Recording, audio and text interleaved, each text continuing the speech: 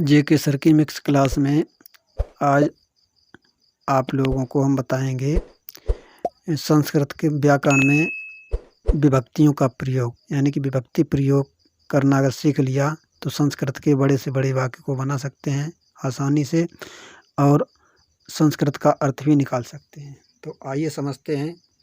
सबसे पहले देखते हैं, लेके चलते हैं कि विभक्तियाँ कितने प्रकार की होती हैं। गौर से देखें विभक्तियाँ कितने प्रकार की होती हैं। देखो, प्रथमा विभक्ति, द्वितीया विभक्ति, तृतीया विभक्ति, चतुर्थी विभक्ति, पंचमी विभक्ति, षष्ठी विभक्ति, सप्तमी विभक्ति और संबोधन। इनकी ये इधर कारक हैं। कारक ध्यान से देखें, ये कारक रहे, ये कारक हैं। प्रथमा विभक्ति का कर्ता कारक है, द्वितीय विभक्ति का कर्म कारक है, तृतीय विभक्ति का कर्ण कारक है और चतुर्थी विभक्ति का संप्रदान कारक है, पंचमी विभक्ति का अपादान कारक है और षष्ठी विभक्ति का संबंध कारक है और सप्तमी विभक्ति का अधिकरण कारक है और संबोधन का संबोधन कारक ही है।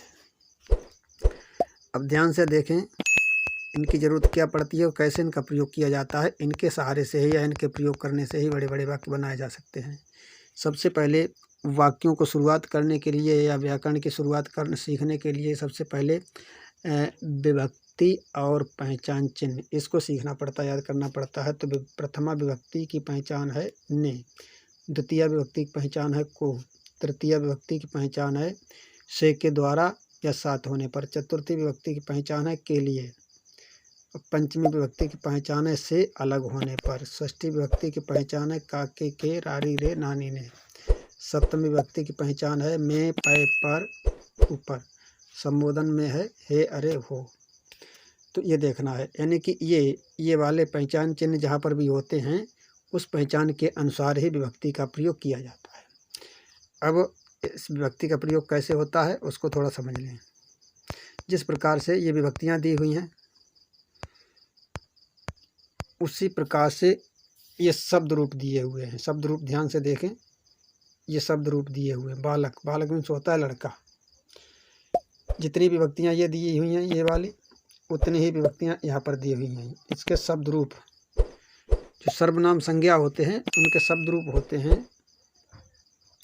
देखो, प्रथमा द्वितीय तृतीय चतुर्थी पंचमी षष्ठी सप्तमी संबोधन तक दिया हुआ है। इसमें इधर दिया है एक वचन, द्विवचन और बहुवचन। एक वचन में बालकाः, द्विवचन में बालकौ, बहुवचन में बालकाः। ये विसर्ग लग के डंडा लगा हुआ, डंडा लग के विसर्ग लगा हुआ, ये प्रथमा विभक्ति में। द्वितीय विभक्ति में है बालकम, और ये जहाँ पर ये आयजन के चिन्ह लगे हुए हैं ये यहाँ पर समझ लो जो ऊपर लिखा वही लिखा है, यानी कि बालकम बालकौ बालकान्, बालकेन बालकाभ्याम बालकै, बालकाय बालकाभ्याम बालकेभ्यः, बालकात् बालकाभ्याम बालकेभ्यः, बालकस्य बालकेयो बालकानां, हे बालके बालकेयो बालकेषु, हे बालक हे बालकौ हे बालकाः। ये इस प्रकार से ये शब्द रूप हैं। इनका प्रयोग कैसे होता है, कैसे बड़े बड़े वाक्य इनसे बनते हैं, तो इसको ध्यान से देखें, समझने की कोशिश करें वाक्य कैसे बनता है। वाक्य इस तरह से बनते हैं। ये पठ धातु, ये पिछले पाठ में भी हम दिखा चुके हैं, बता चुके हैं। पाठ माने होता है पढ़ना। ये प्रथम पुरुष, मध्यम पुरुष, उत्तम पुरुष,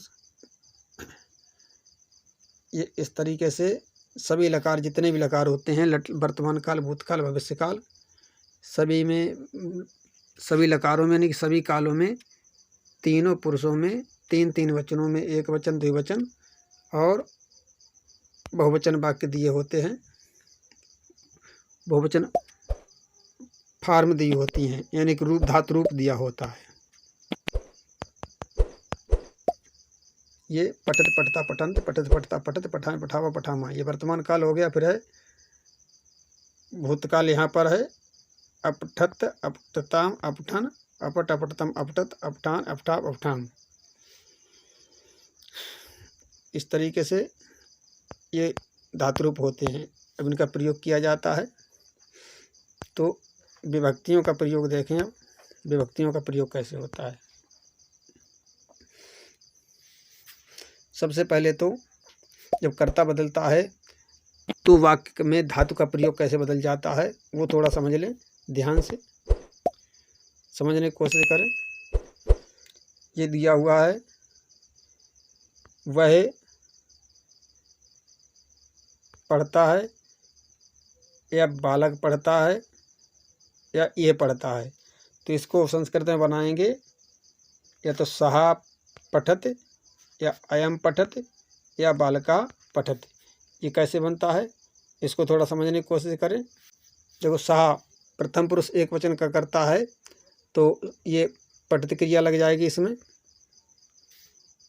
पठत।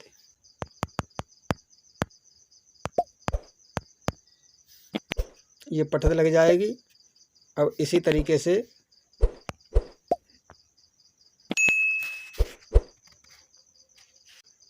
बालकौ पढ़ता या तौ पढ़ता, तो तौ मध्यम पुरुष प्रथम पुरुष द्विवचन का होता है, तो पढ़ता है क्रिया जो है ये वाली लग गई, ये वाली पढ़ता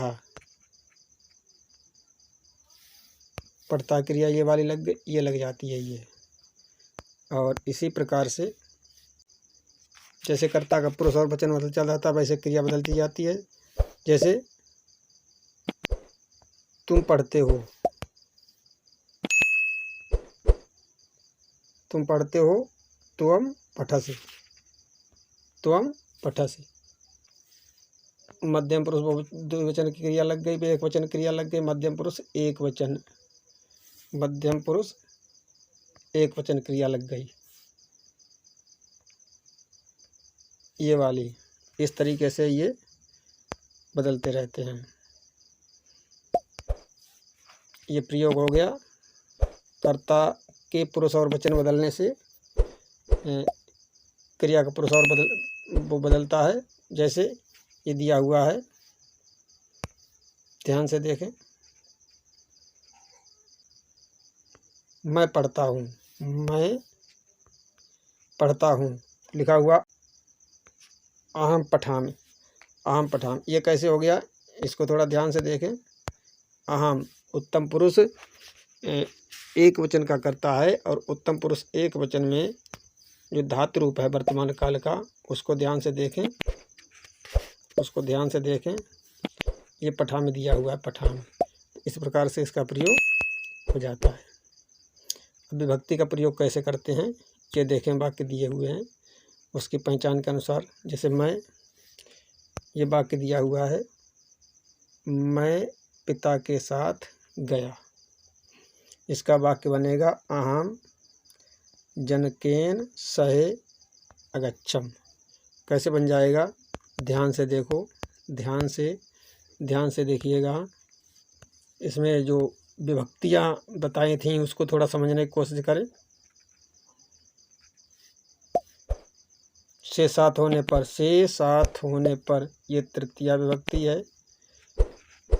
तृतीया विभक्ति से साथ होने पर या द्वारा, इसके तो तृतीया विभक्ति एक वचन में हम देखेंगे बालक का क्या रूप है। बालक का है बालकेन।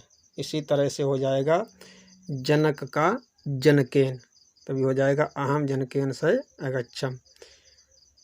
इसी प्रकार से अन्य विभक्तियों का प्रयोग देखें। वह किसका पुत्र है, वह किसका पुत्र है। तो इसको गौर से देखिए। इसका वाक्य बना हुआ है सः कस्य पुत्रा अस्ति। तो इसमें विभक्ति का प्रयोग देखें कहाँ पर है, विभक्ति का प्रयोग कहाँ पर है ये समझना है, थोड़ा इसे समझना है विभक्ति का प्रयोग कहाँ पर है। दिया है, ये दिया है किसका, यहाँ पर विभक्ति है। तो इसका प्रयोग कैसे किया जाता है ये थोड़ा समझना है, गौर से देखें। ये ध्यान से देखो। किसका, का की के, का की के, ये षष्ठी विभक्ति है। षष्ठी विभक्ति एक वचन है तो षष्ठी विभक्ति में देखो बालक का रूप शब्द रूप हो गया बालकस्य। इसी तरह से कस्य हो गया, कस्य का प्रयोग किया गया है। इस तरीके से जो है विभक्ति का प्रयोग किया जाता है। ध्यान से देखें। देखो एक वाक्य दिया हुआ है, वाक्य दिया है सब नंगर से आते हैं। तो नंगर से, वैसे तो से 2 जगह होता है, पंचमी विभक्ति में होता है और तृतीया विभक्ति में होता है। तृतीया में होता है से द्वारा या साथ होने पर, पंचमी में होता है अलग होने पर। तो नगर से आते हैं कि नगर से अलग होते हैं, नगर से अलग होते हैं। तो इसका जो है वो वाक्य बनेगा, देखिए ध्यान से देखिए, वाक्य बना है सर्वे नगरात आगच्छन्त। तो ये नगरात कैसे हुआ, इसको थोड़ा समझने की कोशिश करें। से अलग होने पर, पंचमी विभक्ति बताई है, से अलग होने पर, देखो ध्यान से देखो, पंचमी विभक्ति से अलग होने पर, पंचमी विभक्ति से अलग होने पर, पंचमी विभक्ति में बालक का रूप दिया है बालकात, बालक का दिया है बालकात। बालक का जिस प्रकार से बालकात हो जाता है, ठीक उसी प्रकार से नगर का हो जाता है नगरात। इस तरह से विभक्तियों का प्रयोग किया जाता है।